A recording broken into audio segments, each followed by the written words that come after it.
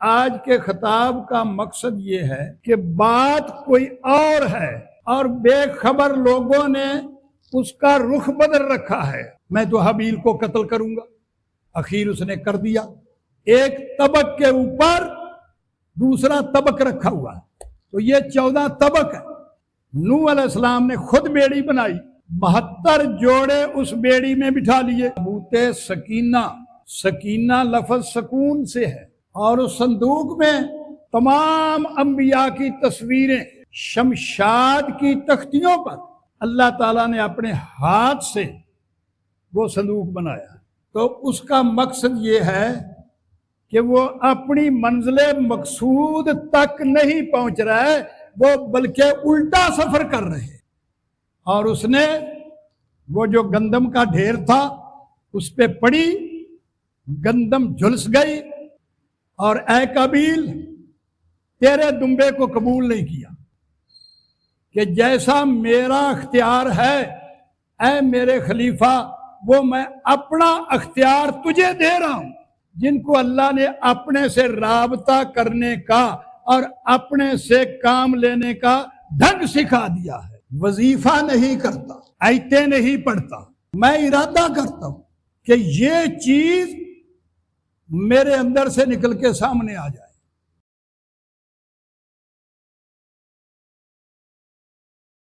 ہمارا مقصد اس کائنات میں امامت پر بیٹھنے کا، مسند پر بیٹھنے کا، اللہ رب العزت کے حکم سے یہ ہے کہ ہم اس کائنات کے بننے کا اور بنانے والے کا اور بننے والوں کا مدعا، مقصد بیان کریں، اور جو لوگ اس چیز سے بے خبر ہیں ان کو خبردار کریں کہ آپ بے مقصدے نہیں ہیں، آپ کا اس کائنات میں آنے کا اور بھیجنے والے کا کوئی بہت بڑا مقصد ہے۔ اور اگر اس مقصد کو آپ لوگوں نے نہ سمجھا اور نہ پایا تو آپ کی زندگی اور آپ کا اپنا ہونا جنگلوں میں جیسے جانور پھر رہے ہیں اس سے بھی بدتر ہے۔ سورۃ الانعام نمبر 6 میں اللہ رب العزت نے فرمایا ہے کہ انسان جب اس دھرتی پہ اتارا گیا تو اس وقت بھی ایک فارسٹ اینیمل، جنگلی جانور کی طرح تھا، اور میں نے اس کو پڑھایا،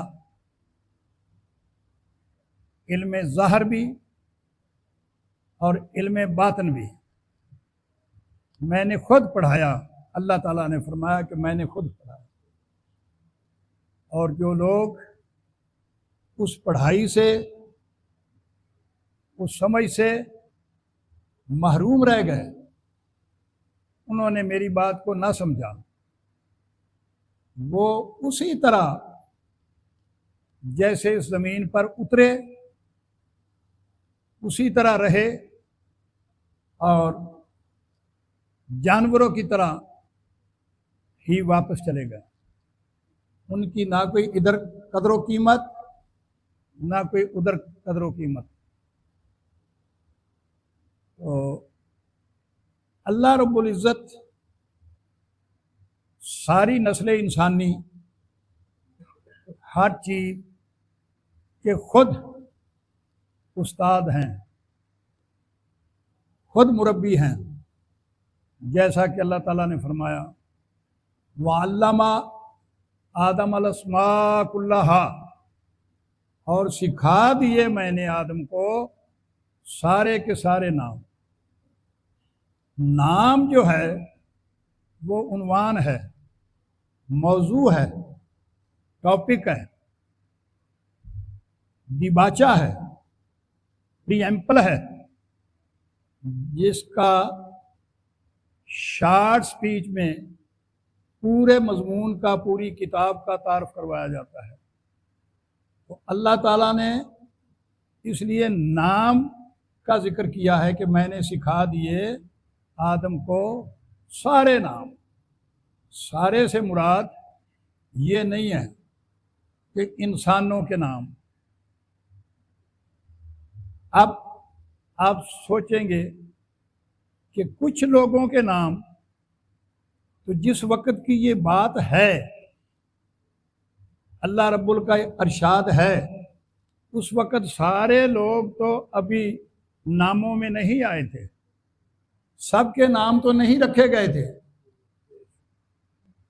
اصل میں اللہ رب العزت نے جیسے جیسے کوئی چیز تمہید فرمائی، اسی طرح اسی وقت اس کا نام اور اس کی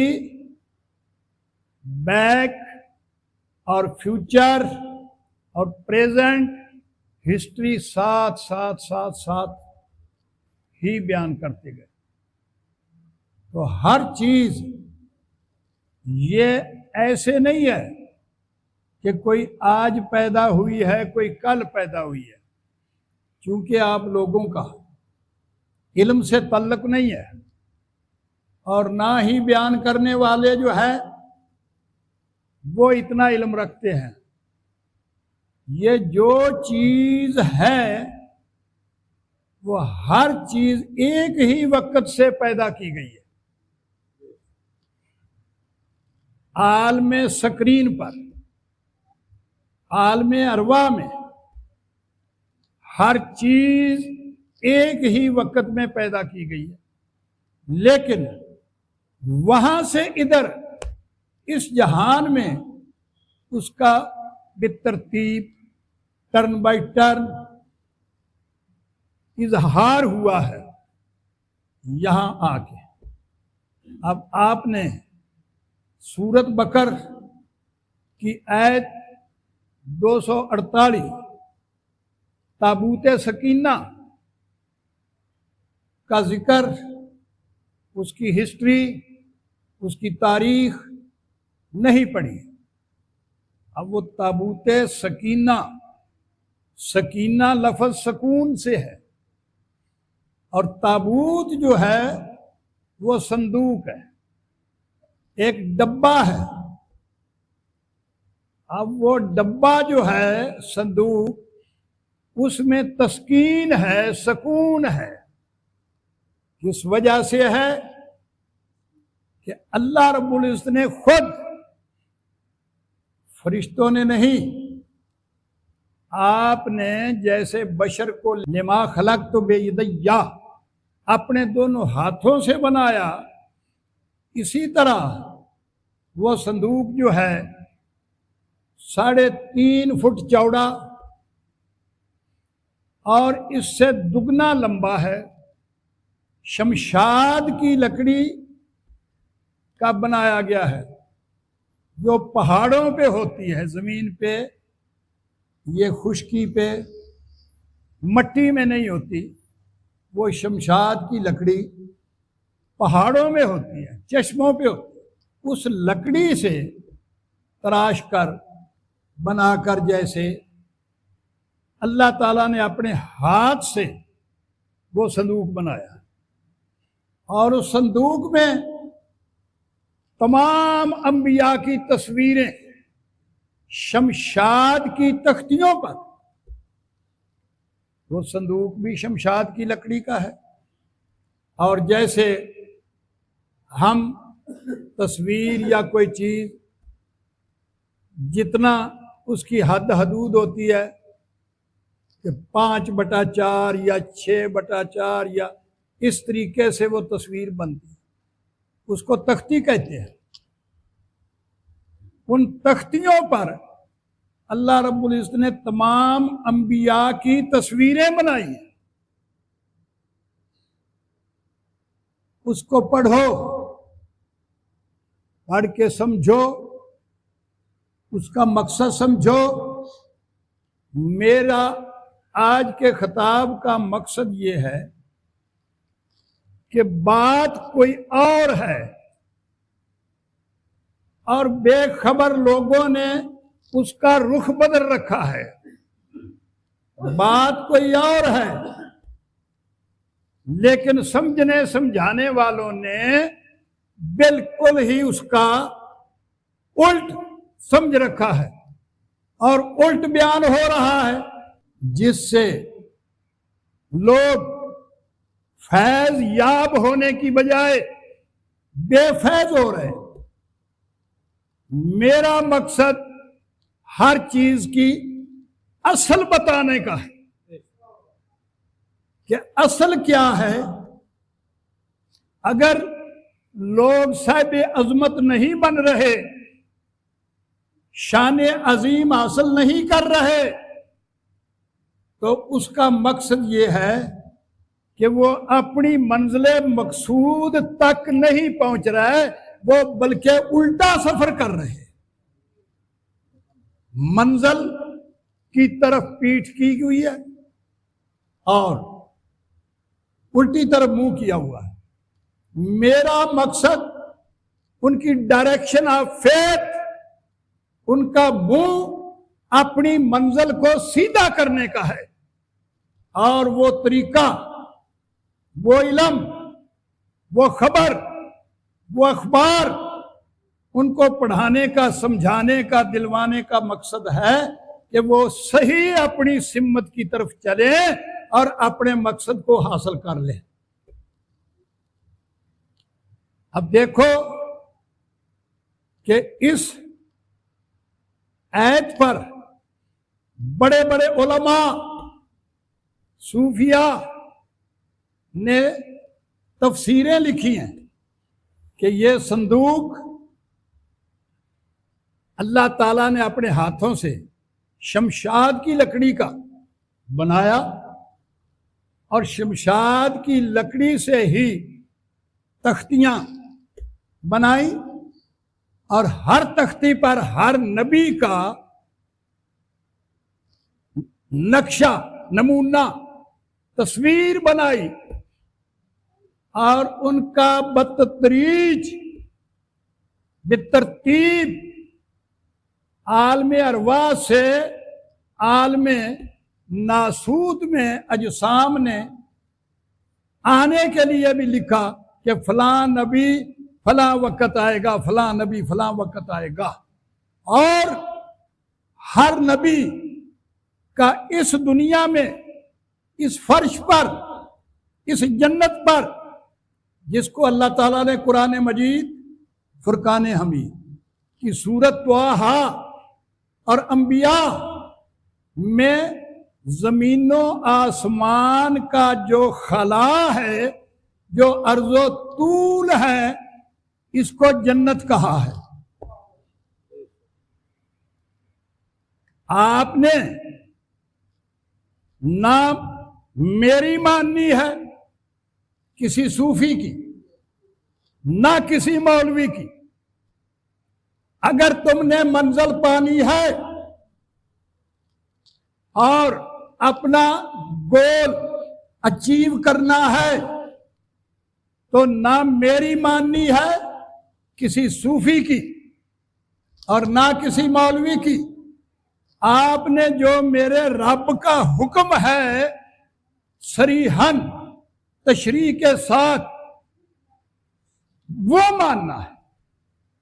اگر اللہ کا حکم، اللہ کا ارشاد کوئی صوفی منو ان بیان کر رہا ہے تو اس پہ عمل کرو، اگر کوئی مولوی منو ان بیان کر رہا ہے اس پہ عمل کرو، اس کی بات کو اندھا دھند، جیسے میں بعد میں کوئی مثالیں دوں گا کہ یہ مرزیوں نے اندھا دھند آیتوں کا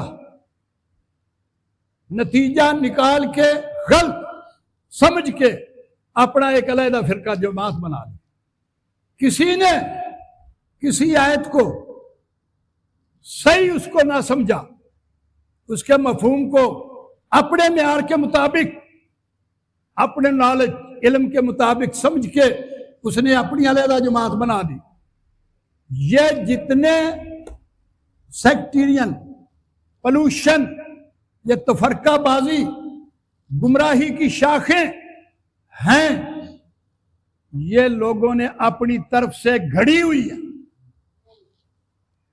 اس کی کنہ، اس کے قدم اور حدث کو نہیں ازل ابد کو سمجھا کہ یہ بات شروع کہاں سے ہوتی ہے، کس سے ہوتی ہے، اس نے کس رنگ میں بیان کی ہے، اور اب جو بیان کی جا رہی ہے اس کا کیا رنگ ہے. رنگ کو بدلنا نہیں تھا. جن لوگوں نے رنگ کو نہیں بدلا وہی رنگ لے کے واپس جا رہے ہیں، اور جنہوں نے راستے میں رنگ کو بدل دیا ان کا رنگ تباہ و برباد ہو کے، مسخ ہو کے اسی جہان میں رہ گیا.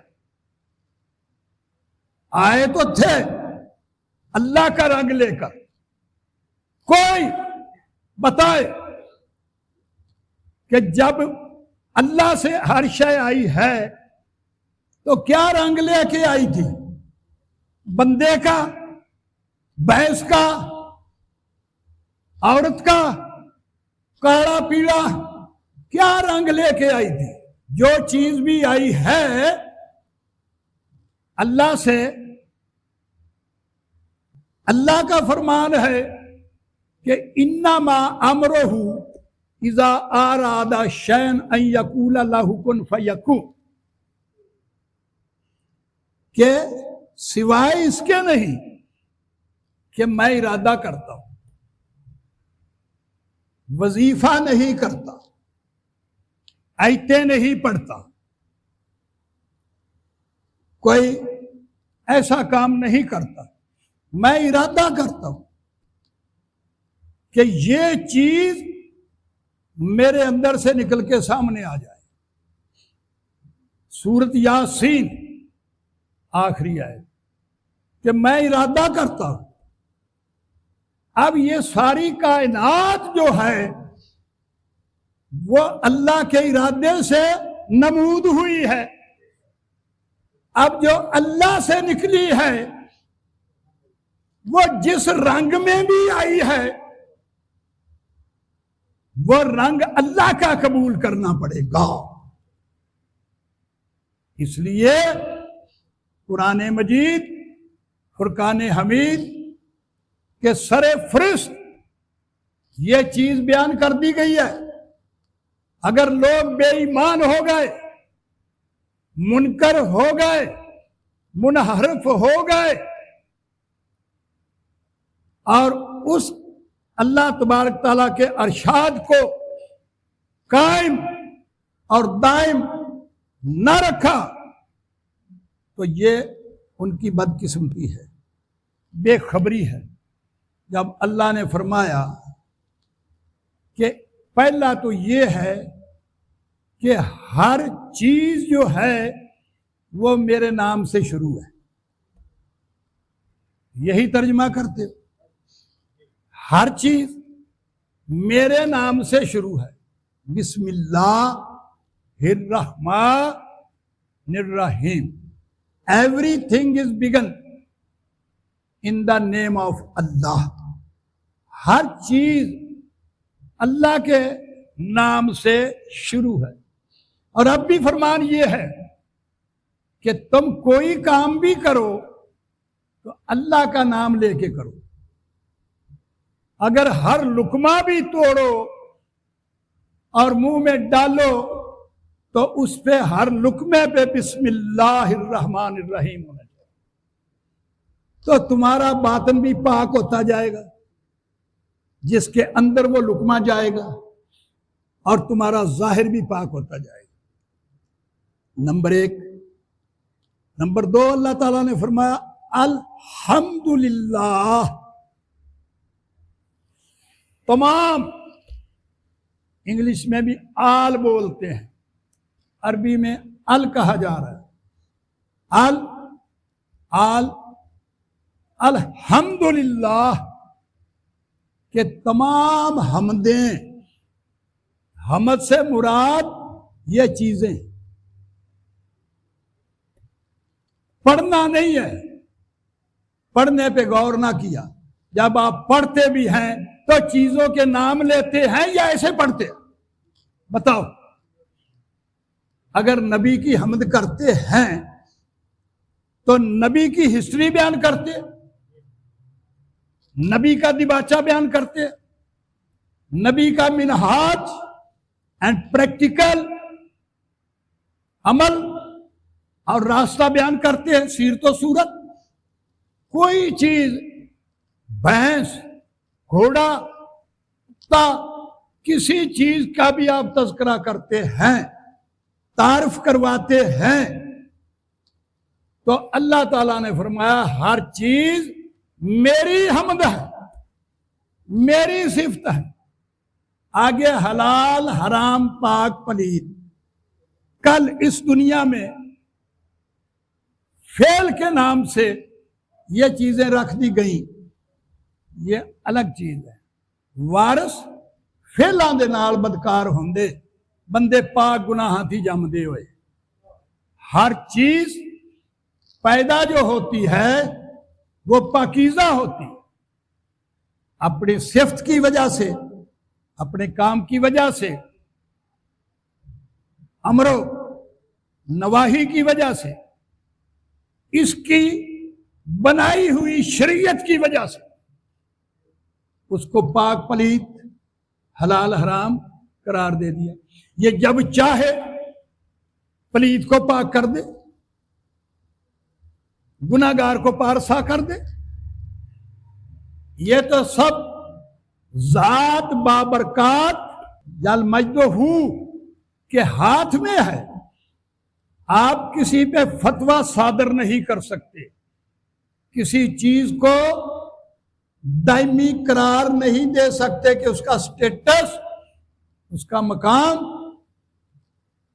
فار ایور ہر وقت یہی ہے، نہیں۔ کل عیسیٰ علیہ السلام کے دور میں جو چیز حلال تھی آج حرام ہے، جو موسیٰ علیہ السلام کے دور میں حلال تھی پھر حرام کر دی گئی۔ یہ چیزیں کو اثبات نہیں ہے، جب چاہو اس کو پاک کر دو، جب چاہو اس کو پلید کر دو۔ جس صاحب اختیار کے ہاتھ میں یہ اختیار ہے، اور ہر نبی کے اختیار میں یہ چیز آئی ہے، اللہ نے اختیار دیا، جو خلیفہ بنایا، انی جائل فی الارض خلیفہ، وہ خلیفہ، خلافت کا مطلب یہ نہیں تھا کہ اس کو چادر پہنا دی، اس کو جبہ پہنا دیا، اس کے سر پہ دستار رکھ دی، یہ نہیں تھا۔ اصل میں خلیفہ بنانے کا، وہ خلافت دینے کا مقصد اختیار تھا۔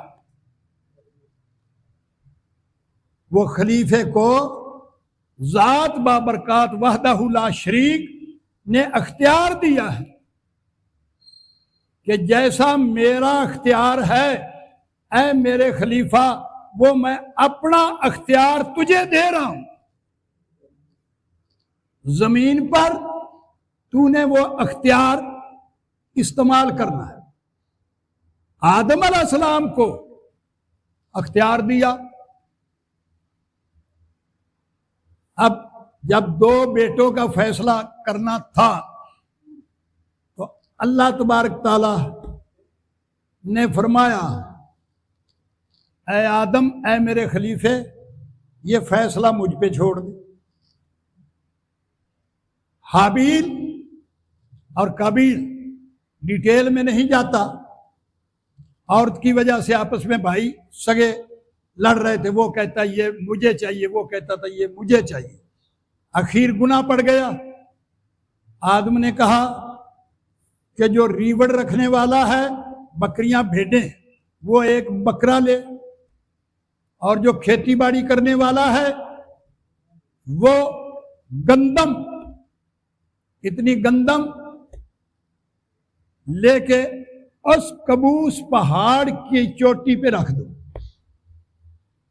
اللہ اوپر سے نازل ہوگا، وہ جس کی نیاز قبول کرے گا اس کے حق میں فیصلہ ہو گیا۔ جانچ سکھا دی اللہ نے، اپنے سے کام لینے کی، خلیفے کو جانچ سکھا دی۔ کام اللہ ہی کرتا ہے، چاہے وہ عام کا کرے چاہے وہ خاص کا کرے، لیکن کچھ ایسے صاحب نصیب لوگ ہیں جن کو اللہ نے اپنے سے رابطہ کرنے کا اور اپنے سے کام لینے کا ڈھنگ سکھا دیا ہے۔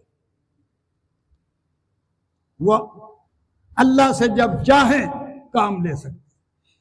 تو اوپر سے آگ آئی، آگ، میں اس کو تجلی کہتا ہوں، اللہ رب العزت کی تجلی آئی، اور اس نے وہ جو گندم کا ڈھیر تھا اس پہ پڑی، گندم جھلس گئی، خاکستر سوا بن گئی، اس میں جو اٹامک انرجی، جوہر حیات تھا وہ کھینچ کے لے گئی۔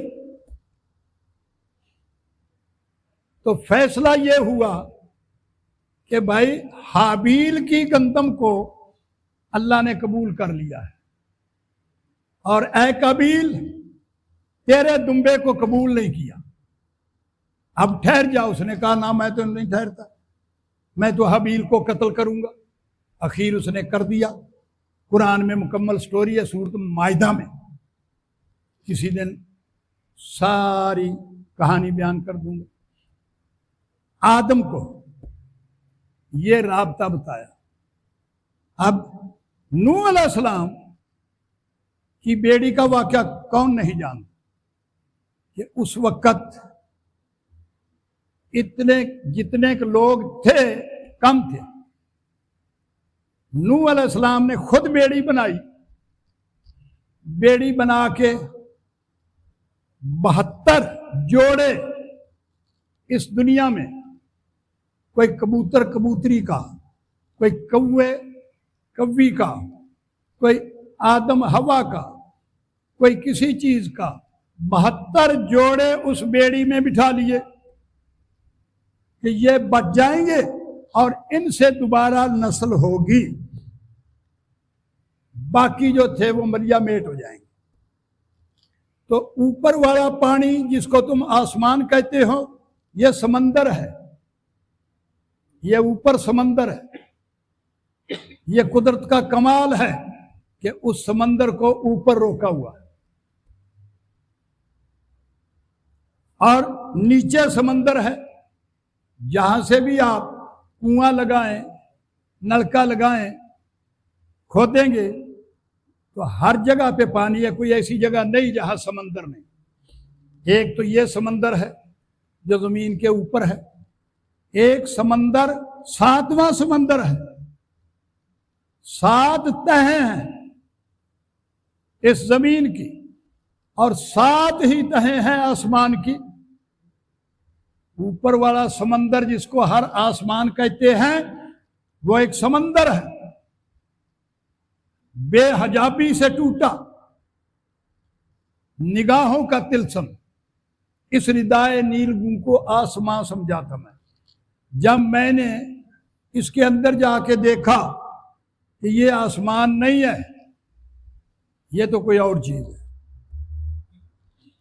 جب اس تہ کو کھود کے نیچے گئے تو پتہ چلا کہ یہ مٹی آخر تک مٹی نہیں ہے، تھوڑی سی حد کے بعد پانی شروع ہو جاتا ہے، پھر آگے پانی کی حدیں شروع ہو جاتی، اور جس کو تحت الثری آخری حد کہتے ہیں، اس کا نام ہے تحت الثری۔ تو 7 تہیں زمین کے نیچے ہیں 7 اوپر ہیں. ہر تہ کو ایک طبق کہتے ہیں. طبقن ان طبقہ، ایک طبق کے اوپر دوسرا طبق رکھا ہوا ہے. تو یہ 14 طبق ہے. 7 ہمارے نیچے ہیں اور 7 ہمارے اوپر ہیں. ہم وہ مخلوق ہیں جو 14 طبق کے درمیان میں سینٹر میں رہ رہے ہیں. اگر آپ سمندر کو دیکھیں، کبھی سمندر، آج کل تو ہر چیز جو ہے اس کو ڈسکور کر دیا گیا ہے کہ سمندر کو آپ ایک دن دیکھنا شروع کر دیں تو میرا خیال چیزوں کے نام آپ نہیں گن سکیں گے کہ سمندر میں کتنی مخلوق ہے. آسمان پہ آپ غور کرنا شروع کر دیں تو اس میں سے کیا کیا اترتا ہے، وہ بھی سمندر ہے، پانی ہے، آپ شمار نہیں کر سکتے.